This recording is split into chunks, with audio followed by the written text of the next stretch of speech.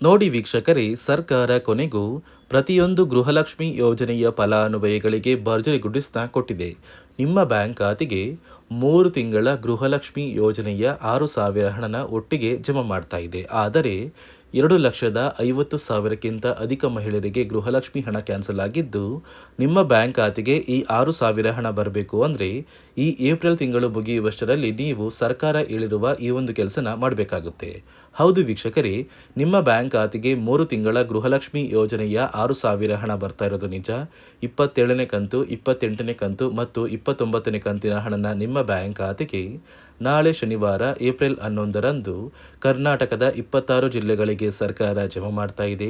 ಈ ಒಂದು ಹಣಕ್ಕೆ ಕೆಲವು ನಿಯಮಗಳು ಜಾರಿಗೆ ಬಂದಿದೆ ಮತ್ತು ರೇಷನ್ ಕಾರ್ಡ್ ದಾರರಿಗೂ ಕೂಡ 3 ಗುಡ್ಡಿಸ್ನ ಕೊಟ್ಟಿದ್ದು, ಜೊತೆಗೆ ಹೊಸ ರೇಷನ್ ಕಾರ್ಡ್ಗೆ ಸರ್ಕಾರ ಅರ್ಜಿನ ಸ್ವೀಕಾರ ಮಾಡ್ತಾ ಇದೆ. ಹಾಗಾದರೆ ಬನ್ನಿ ಸರ್ಕಾರದಿಂದ ಬಂದಿರುವ ಮಾಹಿತಿ ಏನು ಅಂತ ತಿಳ್ಕೊಳ್ಳೋಣ.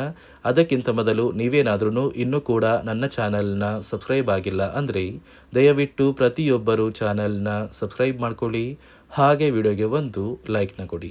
ಹೌದು ವೀಕ್ಷಕರೇ, ಸರ್ಕಾರದಿಂದ ಪ್ರತಿಯೊಂದು ಗೃಹಲಕ್ಷ್ಮಿ ಯೋಜನೆಯ ಫಲಾನುಭವಿಗಳಿಗೆ ಭರ್ಜರಿ ಗುಡ್ಡಿಸ್ನ ಕೊಟ್ಟಿದ್ದು, ನಿಮ್ಮ ಬ್ಯಾಂಕ್ ಖಾತೆಗೆ ಸರ್ಕಾರ ಒಟ್ಟು 3 ತಿಂಗಳ ಗೃಹಲಕ್ಷ್ಮಿ ಯೋಜನೆಯ 6,000 ಹಣನ ಜಮಾ ಮಾಡ್ತಾ ಇದೆ. ಜನವರಿ ತಿಂಗಳ 27ನೇ ಕಂತು, ಫೆಬ್ರವರಿ ತಿಂಗಳ 28ನೇ ಕಂತು ಮತ್ತು ಮಾರ್ಚ್ ತಿಂಗಳ 29ನೇ ಕಂತು, ಈ 3 ತಿಂಗಳ 6,000 ಹಣನ ನಿಮ್ಮ ಬ್ಯಾಂಕ್ ಖಾತೆಗೆ ಏಪ್ರಿಲ್ 11 ಶನಿವಾರದಿಂದ ಕರ್ನಾಟಕದ 26 ಜಿಲ್ಲೆಗಳಿಗೆ ಸರ್ಕಾರ ಜಮಾ ಮಾಡ್ತಾ ಇದೆ. ಆದರೆ ಸಾಕಷ್ಟು ಫಲಾನುಭವಿಗಳಿಗೆ ಈ ಬಾರಿ ಗೃಹಲಕ್ಷ್ಮಿ ಹಣ ಕೂಡ ಕ್ಯಾನ್ಸಲ್ ಆಗಿದೆ. ನಿಮ್ಮ ಬ್ಯಾಂಕ್ ಖಾತೆಗೂ ಕೂಡ ಕ್ಯಾನ್ಸಲ್ ಆಗುವಂತಹ ಸಾಧ್ಯತೆ ಇದೆ. ಯಾವ ಕಾರಣಕ್ಕೆ ಹಣ ಕ್ಯಾನ್ಸಲ್ ಆಗುತ್ತೆ ಅಂತ ನಾನು ನಿಮಗೆ ತಿಳಿಸ್ಕೊಡ್ತಾ ಇದ್ದೀನಿ. ಅದಕ್ಕಿಂತ ಮೊದಲು ನಾಳೆ ಶನಿವಾರ ಏಪ್ರಿಲ್ 11ರಂದು ಕರ್ನಾಟಕದ ಯಾವ 26 ಜಿಲ್ಲೆಗಳಿಗೆ 3 ತಿಂಗಳ 6,000 ಹಣ ಬರ್ತಾ ಇದೆ ಅಂದರೆ, ಮೊದಲಿಗೆ ಬಾಗಲಕೋಟೆ, ಬೆಳಗಾವಿ, ವಿಜಯಪುರ, ಧಾರವಾಡ, ಗದಗ, ಹಾವೇರಿ, ಉತ್ತರ ಕನ್ನಡ, ಬೆಂಗಳೂರು ನಗರ, ಬೆಂಗಳೂರು ಗ್ರಾಮಾಂತರ, ರಾಮನಗರ, ಚಿಕ್ಕಬಳ್ಳಾಪುರ, ಚಿತ್ರದುರ್ಗ, ದಾವಣಗೆರೆ, ಕೋಲಾರ, ಶಿವಮೊಗ್ಗ, ತುಮಕೂರು, ಬಳ್ಳಾರಿ, ಬೀದರ್, ಕಲಬುರಗಿ, ಕೊಪ್ಪಳ, ರಾಯಚೂರು, ಯಾದಗಿರಿ, ವಿಜಯನಗರ, ಚಾಮರಾಜನಗರ, ಚಿಕ್ಕಮಗಳೂರು, ದಕ್ಷಿಣ ಕನ್ನಡ, ಹಾಸನ, ಕೊಡಗು, ಮಂಡ್ಯ, ಮೈಸೂರು ಮತ್ತು ಉಡುಪಿ, ಈ ಜಿಲ್ಲೆಗಳ ಪ್ರತಿಯೊಂದು ಫಲಾನುಭವಿಗಳಿಗೆ ಸರ್ಕಾರ ಒಟ್ಟು 3 ತಿಂಗಳ ಗೃಹಲಕ್ಷ್ಮಿ ಯೋಜನೆಯ 6,000 ಹಣನ ಜಮಾ ಮಾಡ್ತಾ ಇದೆ. ಆದರೆ ನಿಮ್ಮ ಬ್ಯಾಂಕ್ ಖಾತೆಗೆ ಹಣ ಬರೋದು ಡೌಟ್ ಇದೆ. ಯಾಕಂದರೆ ಸುಮಾರು 2 ಲಕ್ಷಕ್ಕಿಂತ ಅಧಿಕ ಮಹಿಳೆಯರಿಗೆ ಸರ್ಕಾರ ಗೃಹಲಕ್ಷ್ಮಿ ಹಣನ ಕ್ಯಾನ್ಸಲ್ ಮಾಡಿದೆ. ನೀವು ಕೂಡ ಹಣನ ಪಡಿಬೇಕು ಅಂದರೆ ಗೃಹಲಕ್ಷ್ಮಿ ಯೋಜನೆಗೆ ಮರು ಅರ್ಜಿನ ಹಾಕೋದು ಕಡ್ಡಾಯವಾಗಿದೆ. ಇಲ್ಲಿಯವರೆಗೂ ಸುಮಾರು 2,50,000 ಮಹಿಳೆಯರು ಗೃಹಲಕ್ಷ್ಮಿ ಯೋಜನೆಯಲ್ಲಿ ಮರಣ ಹೊಂದಿದ್ದಾರೆ. ಹೀಗೆ ಮರಣ ಹೊಂದಿರುವ ಫಲಾನುಭವಿಗಳಿಗೂ ಕೂಡ ಸರ್ಕಾರ ಹಣ ಜಮಾ ಮಾಡಿದೆ. ಇದೇ ಕಾರಣಕ್ಕೆ ನೀವು ಗೃಹಲಕ್ಷ್ಮಿ ಯೋಜನೆಗೆ ಮರು ಅರ್ಜಿನ ಹಾಕಬೇಕಾಗುತ್ತೆ. ಇದಕ್ಕಿಂತ ಮೊದಲು ಇದೇ ಏಪ್ರಿಲ್ ತಿಂಗಳಲ್ಲಿ ನಿಮ್ಮ ಊರಿಗೆ ಸರ್ಕಾರದಿಂದ ನೇಮಕಗೊಂಡಿರುವ ಅಧಿಕಾರಿಗಳು ಬಂದು ಪ್ರತಿಯೊಂದು ಫಲಾನುಭವಿಗಳ ಒಂದು ದಾಖಲಾತಿಗಳನ್ನ ಎಂಟ್ರಿ ಮಾಡ್ಕೊಂಡು ಹೋಗ್ತಾರೆ. ನಂತರ ನಿಮ್ಮ ಬ್ಯಾಂಕ್ ಖಾತೆಗೆ ಗೃಹಲಕ್ಷ್ಮಿ ಹಣ ಜಮಾ ಆಗೋದಕ್ಕೆ ಶುರುವಾಗುತ್ತೆ. ವರ್ಷದ ಕೊನೆಯಲ್ಲಿ ನೀವು ಹೊಂದಿರುವ ಲೈಫ್ ಸರ್ಟಿಫಿಕೇಟ್ನ ಕೊಟ್ಟು ನೀವು ಗೃಹಲಕ್ಷ್ಮಿ ಯೋಜನೆಗೆ ಮರು ಅರ್ಜಿನ ಹಾಕೋದು ಕಡ್ಡಾಯವಾಗಿದೆ. ಆದಷ್ಟು ಬೇಗ ಈ 3 ತಿಂಗಳ 6,000 ಹಣನ ಏಪ್ರಿಲ್ 20ರೊಳಗೆ ಸರ್ಕಾರ ಜಮಾ ಮಾಡುತ್ತೆ. ಅದೇ ರೀತಿ ರೇಷನ್ ಕಾರ್ಡ್ ಹೊಂದಿರುವ ಪ್ರತಿಯೊಂದು ಕಾರ್ಡ್ದಾರರಿಗೂ ಕೂಡ ಸರ್ಕಾರ 3 ಮುಖ್ಯವಾದ ಭರ್ಜರಿ ಗುಡ್ಡಿಸ್ನ ಕೊಟ್ಟಿದ್ದು, ಮೊದಲ ಒಂದು ಗುಡ್ ನ್ಯೂಸ್ ಬಂದು ಸರ್ಕಾರ ಹೊಸ ರೇಷನ್ ಕಾರ್ಡ್ಗೆ ಅರ್ಜಿನ ಸ್ವೀಕಾರ ಮಾಡ್ತಾ ಇದೆ. ನೀವು ಕೂಡ ಹೊಸ ರೇಷನ್ ಕಾರ್ಡ್ನ ಪಡಿಬೇಕು ಅಂದರೆ ಆದಷ್ಟು ಬೇಗ ಅರ್ಜಿನ ಹಾಕಿ. ಅದೇ ರೀತಿ ಎರಡನೆಯ ಒಂದು ಗುಡ್ ನ್ಯೂಸ್ ಬಂದು, ನೋಡಿ ವೀಕ್ಷಕರೇ, ನಿಮ್ಮ ಒಂದು ರೇಷನ್ ಕಾರ್ಡಿಗೆ ಸರ್ಕಾರ ಈ ಏಪ್ರಿಲ್ ತಿಂಗಳಲ್ಲಿ ಫೆಬ್ರವರಿ ಮತ್ತು ಮಾರ್ಚ್ ತಿಂಗಳ ಒಟ್ಟು 2 ತಿಂಗಳ ಇಂದಿರಾ ಕಿಟ್ನ ವಿತರಣೆ ಮಾಡ್ತಾ ಇದೆ. 5 ರೀತಿಯ ಆಹಾರ ಪದಾರ್ಥಗಳು ಇರುವಂತಹ 10 ಆಹಾರ ಪದಾರ್ಥಗಳನ್ನ ಸರ್ಕಾರ ಈ ಏಪ್ರಿಲ್ ತಿಂಗಳಲ್ಲಿ ಪ್ರತಿಯೊಂದು ರೇಷನ್ ಕಾರ್ಡ್ದಾರರಿಗೆ ಕೊಡ್ತಾ ಇದ್ದು, ಪ್ರತಿಯೊಬ್ಬರಿಗೂ ಆದಷ್ಟು ಬೇಗ ಈ ಒಂದು ಸೌಲಭ್ಯ ಸಿಗ್ತಾ ಇದೆ. ಅದೇ ರೀತಿ ಮೂರನೆಯ ಒಂದು ಗುಡ್ ನ್ಯೂಸ್ ಬಂದು, ಇನ್ನು ಮುಂದೆ ನೀವು ಉಚಿತ ಅಕ್ಕಿ ಪಡಿಬೇಕು ಅಂದರೆ ಆ ಒಂದು ಬಯೋಮೆಟ್ರಿಕ್ ಮಷಿನ್ ಮೇಲೆ ಬೆರಳಿಡುವಂತಹ ಅವಶ್ಯಕತೆ ಇಲ್ಲ. ಯಾಕಂದರೆ ಇದೀಗ ಸರ್ಕಾರ ನಿಮ್ಮ ಒಂದು ಬೆರಳು ಆ ಒಂದು ಮಷಿನಲ್ಲಿ ಎಂಟ್ರಿ ಆಗಿಲ್ಲ ಅಂದರೂ ಕೂಡ ಆ ಒಂದು ಅಧಿಕಾರಿಗಳು ಪುಸ್ತಕದಲ್ಲಿ ನಿಮ್ಮ ಒಂದು ಹೆಸರನ್ನ ಬರ್ಕೊಂಡು ನಿಮ್ಮ ಕಾರ್ಡಿಗೆ ಅಕ್ಕಿನ ಕೊಡಬೇಕು ಅಂತ ಸರ್ಕಾರ ಆದೇಶ ಕೊಟ್ಟಿದ್ದು, ಈ 3 ಗುಡ್ ನ್ಯೂಸ್ನ ಪ್ರತಿಯೊಂದು ಫಲಾನುಭವಿಗಳಿಗೆ ಸರ್ಕಾರ ಕೊಡ್ತಾ ಇದೆ. ಇದರ ಜೊತೆಗೆ ನಿಮ್ಮ ಬ್ಯಾಂಕ್ ಖಾತೆಗೆ ಗೃಹಲಕ್ಷ್ಮಿ ಯೋಜನೆಯ ಹಣ ಇನ್ನು ಮುಂದೆ ಬರಬೇಕು ಅಂದರೆ 5 ರೀತಿಯ ಹೊಸ ನಿಯಮಗಳನ್ನ ನೀವು ಪಾಲಿಸಬೇಕು ಅಂತ ಸರ್ಕಾರ ಆದೇಶ ಕೊಟ್ಟಿದೆ. ಅದೇ ರೀತಿ ನೋಡಿ ಸ್ನೇಹಿತರೆ, ಈ ಬಾರಿ ಸುಮಾರು 1 ಲಕ್ಷಕ್ಕಿಂತ ಅಧಿಕ ಫಲಾನುಭವಿಗಳ ಬ್ಯಾಂಕ್ ಖಾತೆಗೆ ಸರ್ಕಾರ ಗೃಹಲಕ್ಷ್ಮಿ ಯೋಜನೆಯ ಹಣನ ಜಮಾ ಮಾಡ್ತಾ ಇಲ್ಲ.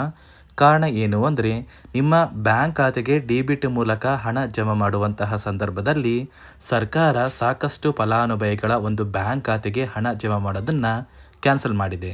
ಯಾಕಂದರೆ ಇತ್ತೀಚೆಗೆ ಹಣಕಾಸು ಇಲಾಖೆ ಜಾರಿಗೆ ತಂದಿರುವ 5 ನಿಯಮಗಳ ಆಧಾರದ ಮೇಲೆ ಪ್ರತಿಯೊಂದು ಫಲಾನುಭವಿಗಳಿಗೆ ಸರ್ಕಾರ ಈ ಒಂದು ಹಣನ ಜಮಾ ಮಾಡ್ತಾ ಇದ್ದು, ಯಾರೆಲ್ಲ ಫಲಾನುಭವಿಗಳು ಈ ನಿಯಮಗಳನ್ನ ಪಾಲಿಸಿಲ್ಲ, ನಿಮ್ಮ ಬ್ಯಾಂಕ್ ಖಾತೆಗೂ ಕೂಡ ಹಣ ಜಮಾ ಆಗೋದಿಲ್ಲ. ಹಾಗಾದರೆ ಬನ್ನಿ ಸ್ನೇಹಿತರೆ, ಸರ್ಕಾರ ಜಾರಿಗೆ ತಂದಿರುವ ಆ 5 ಹೊಸ ನಿಯಮಗಳು ಏನು ಅಂತ ನಾನು ನಿಮಗೆ ತಿಳಿಸ್ಕೊಡ್ತಾ ಇದ್ದೀನಿ. ನೋಡಿ ಸ್ನೇಹಿತರೆ, ಮೊದಲನೆಯ ಒಂದು ನಿಯಮ ಬಂದು, ಸಾಕಷ್ಟು ಫಲಾನುಭವಿಗಳು ಹೊಂದಿರುವಂತಹ ಒಂದು ರೇಷನ್ ಕಾರ್ಡ್ ಏನಿದೆ, ಆ ಒಂದು ರೇಷನ್ ಕಾರ್ಡ್ನ ಮನೆಯ ಸದಸ್ಯರ ಪ್ರತಿಯೊಬ್ಬರ ಒಂದು ಆಧಾರ್ ಕಾರ್ಡ್ನ ನಿಮ್ಮ ರೇಷನ್ ಕಾರ್ಡ್ಗೆ ಕಡ್ಡಾಯವಾಗಿ ಲಿಂಕ್ ಮಾಡಿಸ್ಬೇಕು.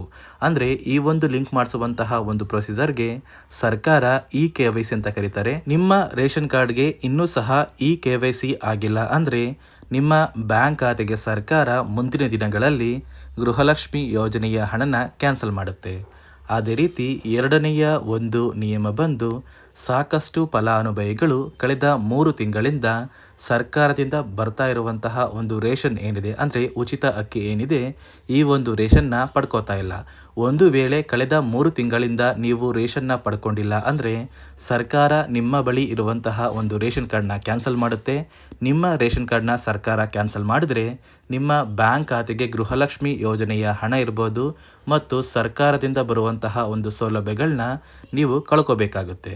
ಅದೇ ರೀತಿ ಮೂರನೆಯ ಒಂದು ನಿಯಮ ಬಂದು, ನೋಡಿ ಸ್ನೇಹಿತರೆ, ನಿಮ್ಮ ಬಳಿ ಇರುವಂತಹ ಒಂದು ಆಧಾರ್ ಕಾರ್ಡ್ ಏನಿದೆ, ಆ ಒಂದು ಆಧಾರ್ ಕಾರ್ಡ್ನ ಕಳೆದ 15 ವರ್ಷಗಳಲ್ಲಿ ನೀವು ಯಾವುದೇ ರೀತಿಯ ಒಂದು ತಿದ್ದುಪಡಿನ ಮಾಡಿಸಿಲ್ಲ ಅಂದರೆ ನಿಮ್ಮ ಬ್ಯಾಂಕ್ ಖಾತೆಗೆ ಸರ್ಕಾರ ಗೃಹಲಕ್ಷ್ಮಿ ಯೋಜನೆಯ ಹಣನ ಕ್ಯಾನ್ಸಲ್ ಮಾಡುತ್ತೆ.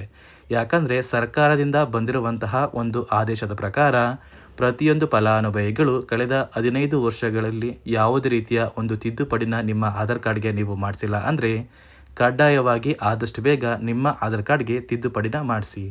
ಅದೇ ರೀತಿ ನಾಲ್ಕನೆಯ ಒಂದು ನಿಯಮ ಬಂದು, ನಿಮ್ಮ ಕುಟುಂಬದ ಒಂದು ವಾರ್ಷಿಕ ಆದಾಯ 7 ಲಕ್ಷಕ್ಕಿಂತ ಕಡಿಮೆ ಇರಬೇಕು.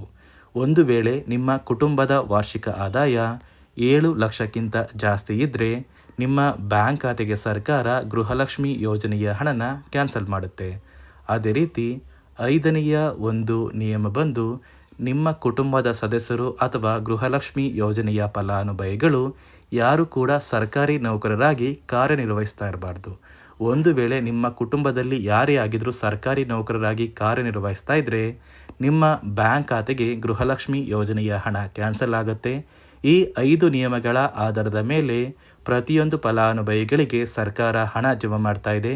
ಒಂದು ವೇಳೆ ನೀವು ಈ 5 ನಿಯಮಗಳನ್ನ ಪಾಲಿಸಿಲ್ಲ ಅಂದರೆ ನೀವು ಕೂಡ ಗೃಹಲಕ್ಷ್ಮಿ ಯೋಜನೆಯ ಹಣದಿಂದ ವಂಚಿತರಾಗಬೇಕಾಗುತ್ತೆ. ನೋಡಿ ವೀಕ್ಷಕರೇ, ನಿಮ್ಮ ಬ್ಯಾಂಕ್ ಖಾತೆಗೆ ಸರ್ಕಾರ ನಾಳೆ ಶನಿವಾರ ಏಪ್ರಿಲ್ 11ರಂದು ಕರ್ನಾಟಕದ 26 ಜಿಲ್ಲೆಗಳ ಪ್ರತಿ ಫಲಾನುಭವಿಗಳಿಗೆ ಒಟ್ಟು 3 ತಿಂಗಳ ಗೃಹಲಕ್ಷ್ಮಿ ಯೋಜನೆಯ 6,000 ಹಣನ ಜಮಾ ಮಾಡ್ತಾ ಇದ್ದು, ಆದಷ್ಟು ಬೇಗ ಈ 6,000 ಹಣ ನಿಮ್ಮ ಬ್ಯಾಂಕ್ ಖಾತೆಗೆ ಬರುತ್ತೆ.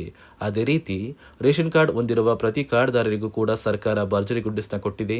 ಪ್ರತಿಯೊಬ್ಬರಿಗೂ ಪ್ರತಿ ಸೌಲಭ್ಯಗಳು ಸಿಗುತ್ತೆ ಅಂತ ಹೇಳ್ತಾ, ಇದಿಷ್ಟು ಸರ್ಕಾರದಿಂದ ಬಂದಿರುವ ಹೊಸ ಮಾಹಿತಿಯಾಗಿದೆ. ನಾನು ಕೊಟ್ಟಿರುವ ಮಾಹಿತಿ ನಿಮಗೆ ಇಷ್ಟ ಆಗಿದ್ದಲ್ಲಿ ದಯವಿಟ್ಟು ಪ್ರತಿಯೊಬ್ಬರು ನನ್ನ ಚಾನಲ್ನ ಸಬ್ಸ್ಕ್ರೈಬ್ ಮಾಡ್ಕೊಳ್ಳಿ.